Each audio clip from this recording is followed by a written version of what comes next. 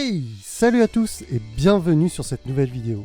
Je suis ravi de vous annoncer le lancement de mon nouveau grand projet, en plus de prendre sa vie en main. Il s'agit du lancement de mon podcast qui s'appellera Web Creator.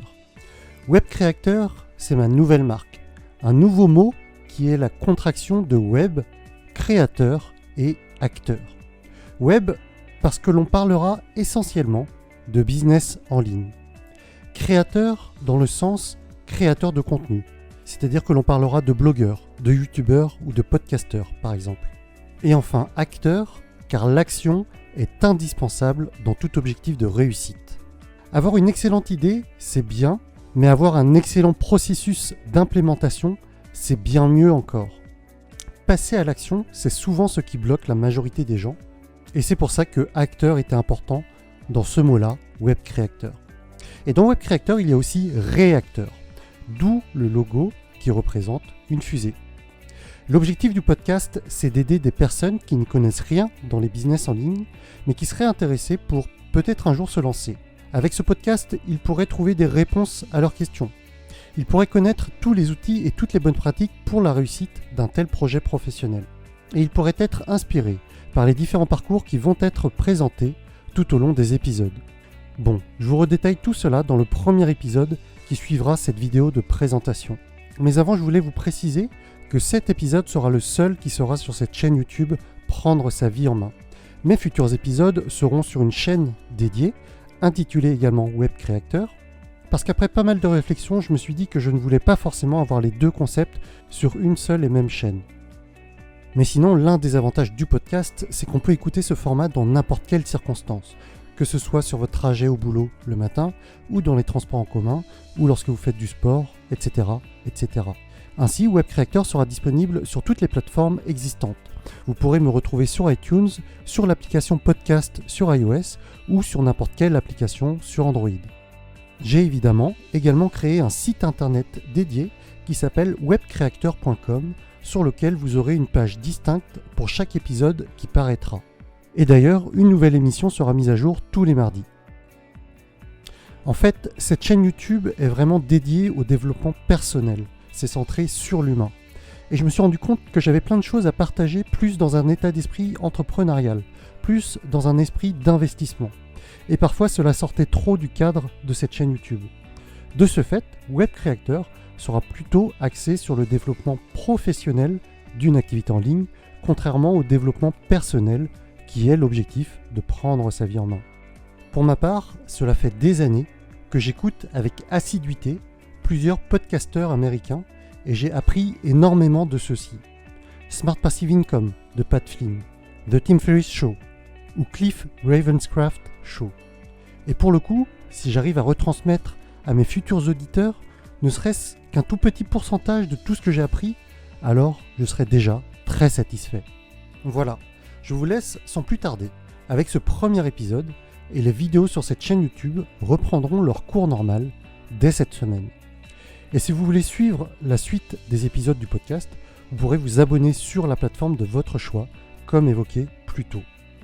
Merci par avance à toutes les personnes qui me soutiendront dans ce nouveau grand défi pour moi et je vous dis à très bientôt.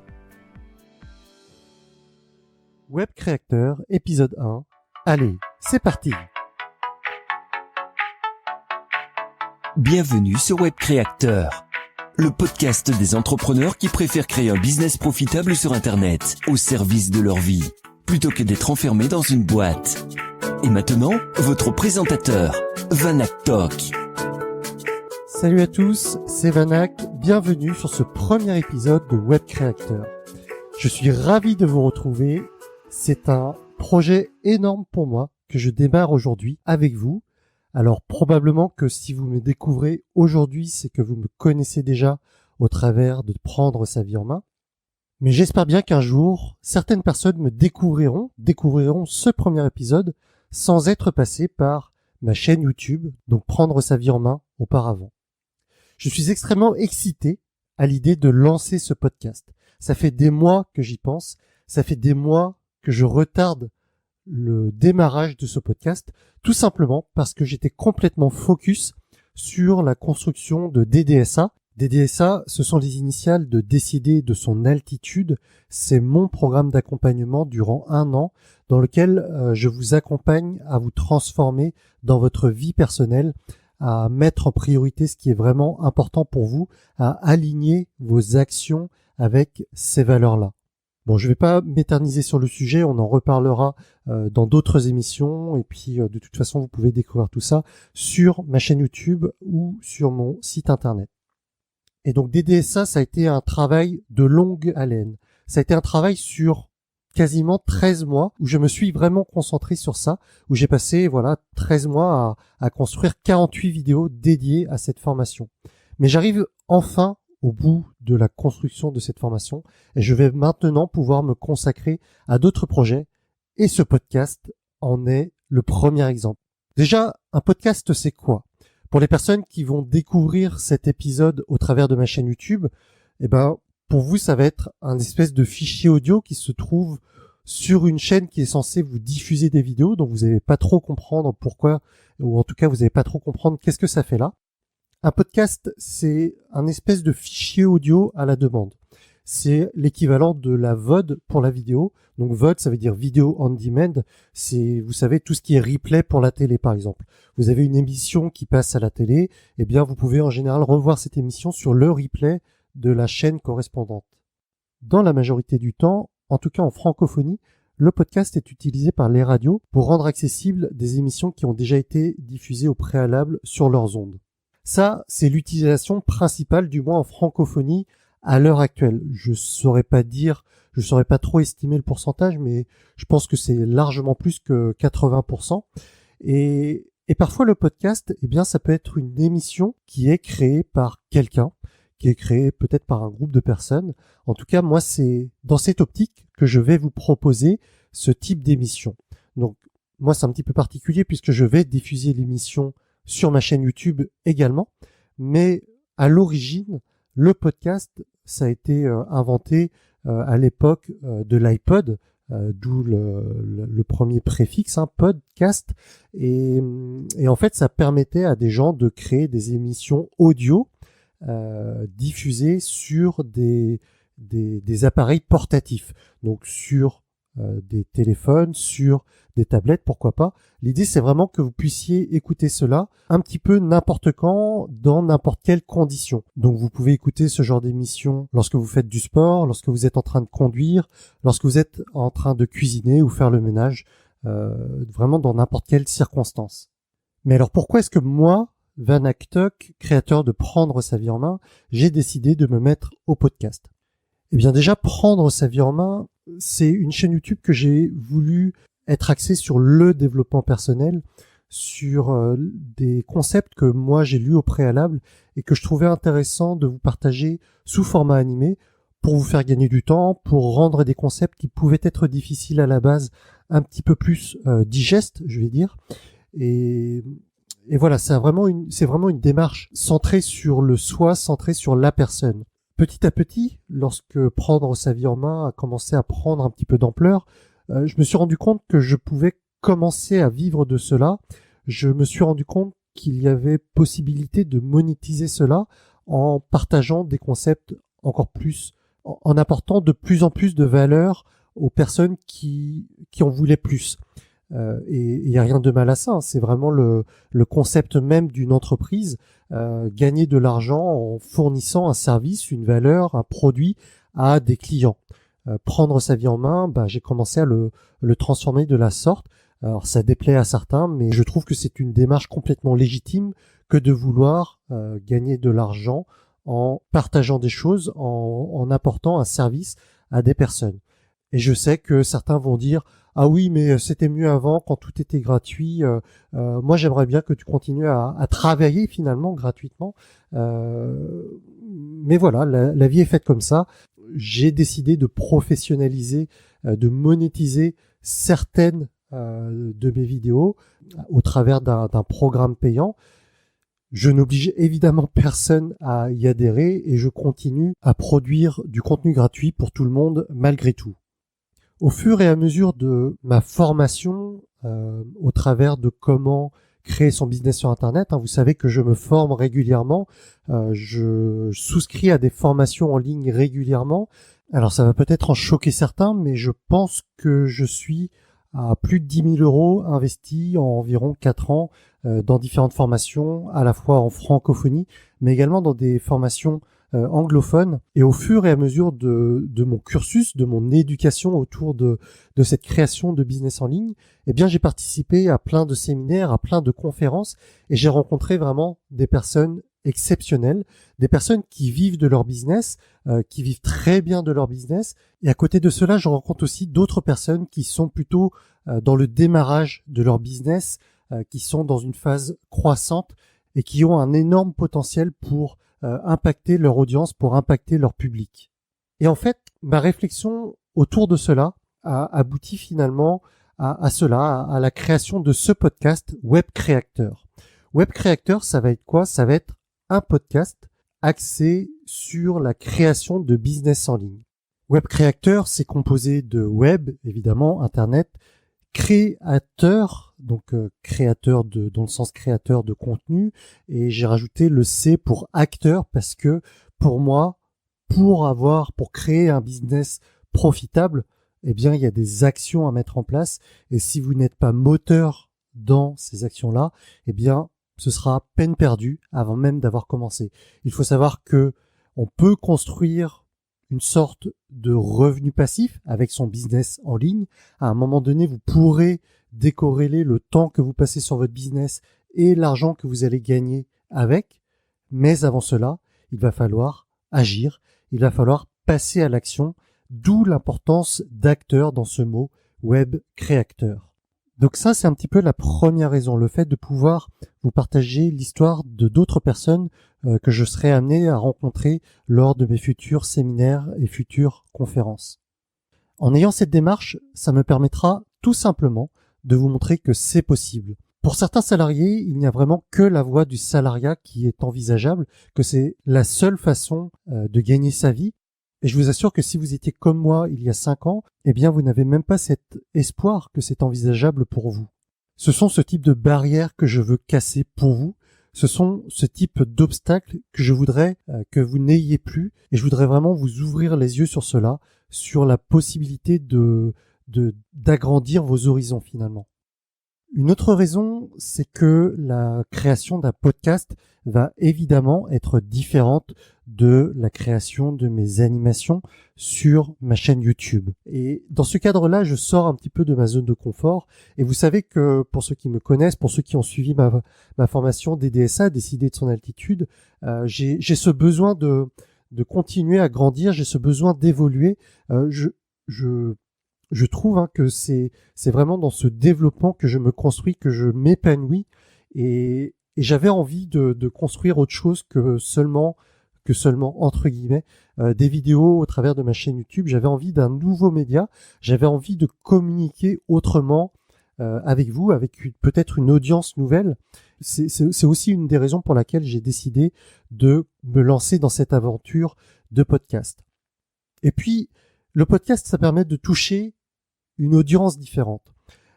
YouTube, comme vous le savez, si vous regardez entre guillemets, si vous écoutez ce podcast au travers de YouTube, vous savez que vous êtes sans cesse sollicité par des pubs, vous êtes sans cesse sollicité par des suggestions, vous avez toutes ces vidéos à droite qui apparaissent sur lesquelles vous pouvez cliquer sans arrêt, et finalement les personnes qui sont sur YouTube ont l'habitude de switcher rapidement de vidéo en vidéo, ont l'habitude de ne pas forcément être attentif sur tout ce qui est dit sur une vidéo.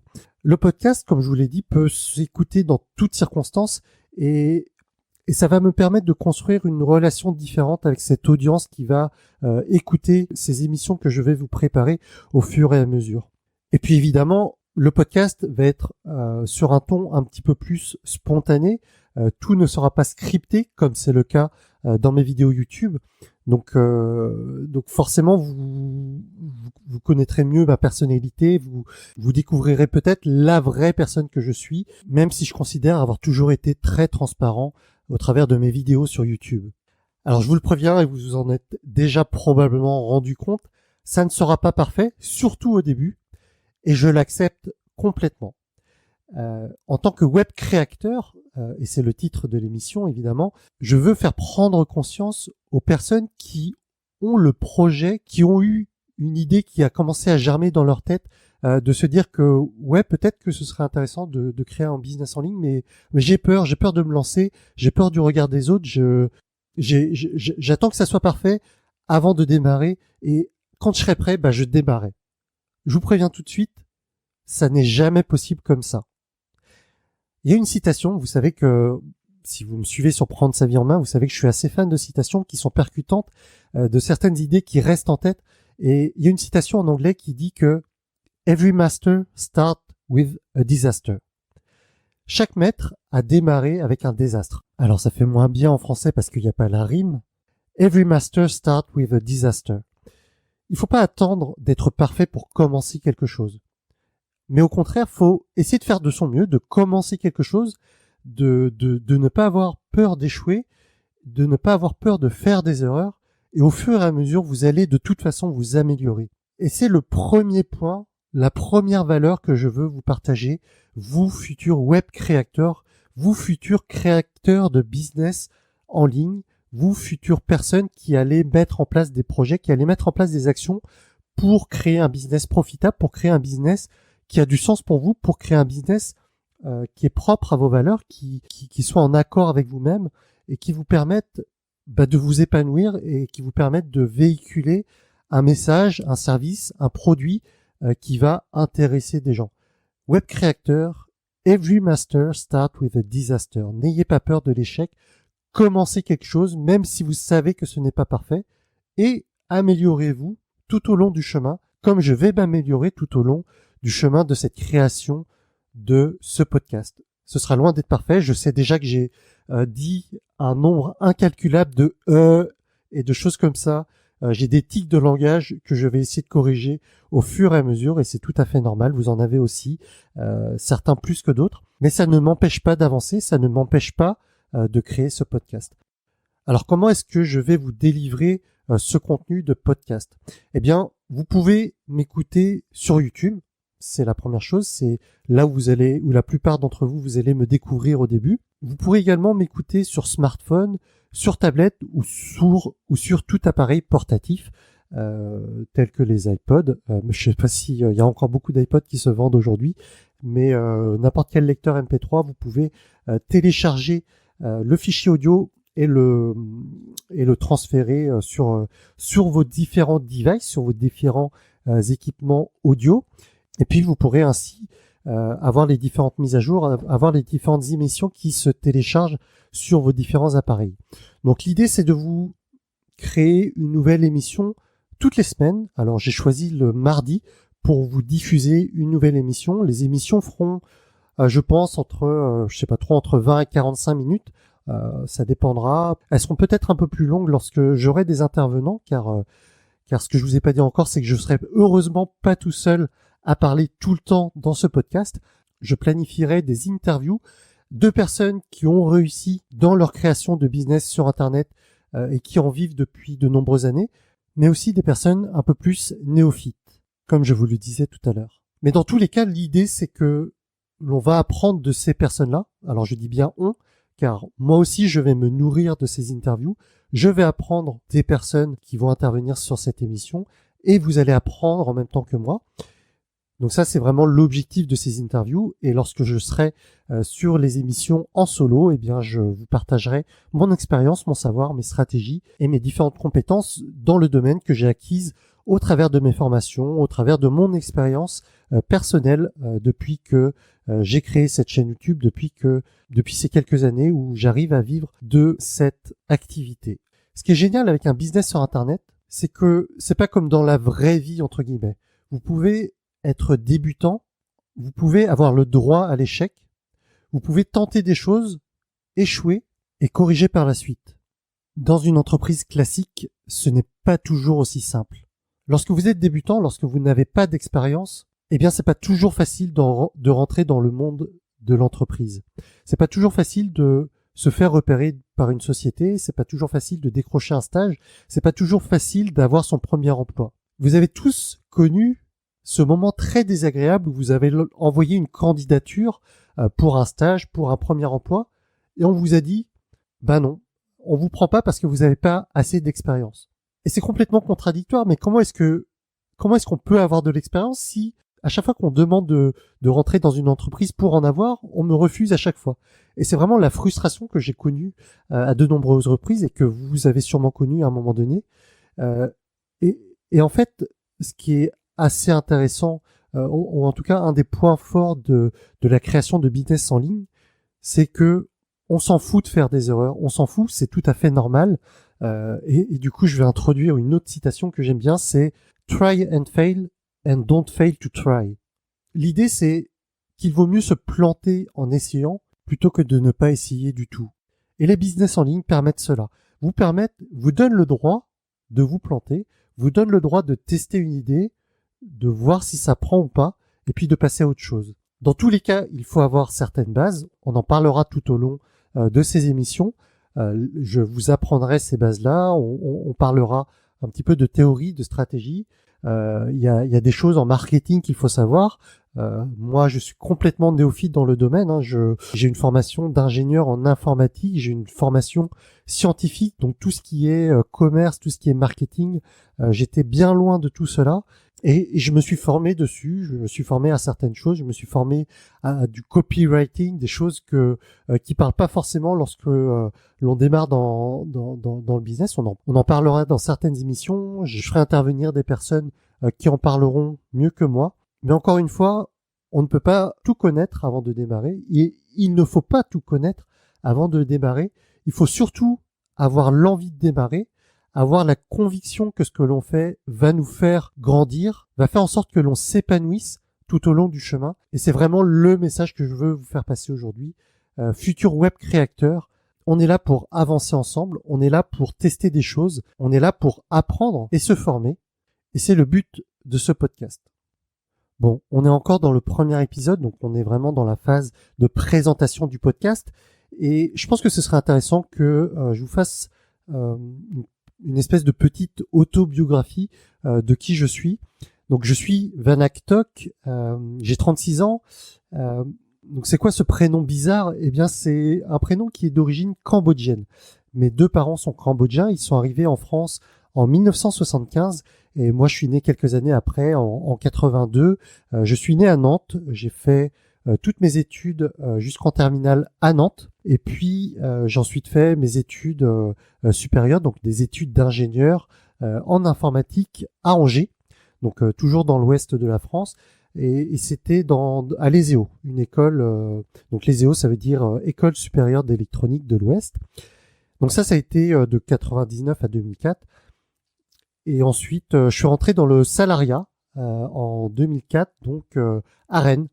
Et donc j'ai été salarié, j'ai été ingénieur en informatique durant de nombreuses années, durant de trop nombreuses années, je dirais même aujourd'hui. Donc ça a été le cas entre 2004 à 2017.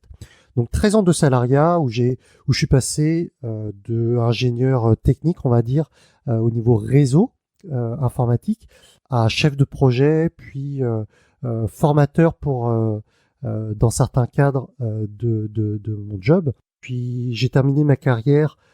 Ça fait un peu vieux jeu comme ça, mais j'ai terminé ma carrière en tant que directeur de projet sur mon dernier poste, mais que j'ai quitté assez rapidement au bout de 6 mois parce que c'était en parallèle de la croissance, de prendre sa vie en main.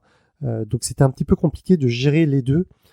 Et puis prendre sa vie en main commençait à prendre vraiment de l'ampleur. Donc j'ai décidé de passer le pas et de quitter mon job, ou plutôt de m'entendre avec mon ancien employeur pour quitter mon job et puis me lancer pleinement dans cette aventure de business en ligne, donc officiellement depuis le début de l'année 2018, puisque ma SARL Prendre sa vie en main, PSVEM, PSVEM, a vu le jour début 2018. Donc ça, c'était la version courte, on en reparlera probablement dans d'autres émissions, mais c'est intéressant pour vous, je pense, de savoir à qui vous avez affaire et de mieux me connaître. Dans tout ce parcours, il y a aussi 2 éléments que je voudrais vous partager. 2 déclics qui ont été vraiment très marquants durant ces dernières années. Parce que finalement, pour la majorité des gens dans notre société, on pourrait se dire, ouais, Vanak, il a fait des études plutôt brillantes. J'ai sauté une classe, j'ai sauté le CM1, j'ai fait une scolarité plutôt réussie.